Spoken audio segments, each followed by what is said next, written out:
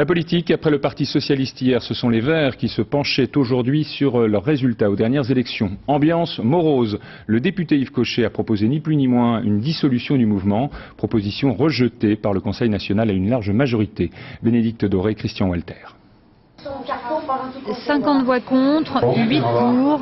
La proposition d'Yves Cochet de dissoudre les Verts avant de recréer un parti a clairement été repoussée. À peine réélu, le député de Paris avait hier lancé un pavé dans la mare pour refonder l'écologie politique. Il faut qu'il y ait un acte cathartique, un peu une grande symbiose, une grande effervescence, et non pas simplement un processus bureaucratique interne au Verts qui ne marchera pas. On l'a déjà essayé 10 fois depuis 15 ans, ça n'a pas amélioré ni notre influence, ni nos scores, ni nos statuts. Donc faisons autre chose. Je propose un choc salutaire, un sursaut. Un sursaut, et là tous sont unanimes, dont les Verts ont bien besoin.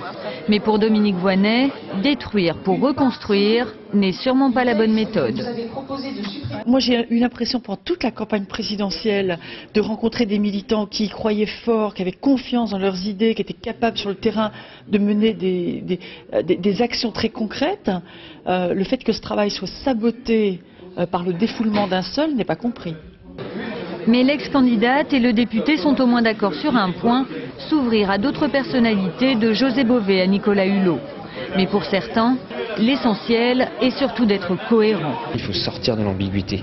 Il faut sortir du mélange entre tout et n'importe quoi. On ne peut pas être un jour avec Bové, un jour avec Hulot, un jour sur le ni droite ni gauche, et puis un autre jour avec le Parti socialiste. Ça ne donne rien, ça ne marche pas.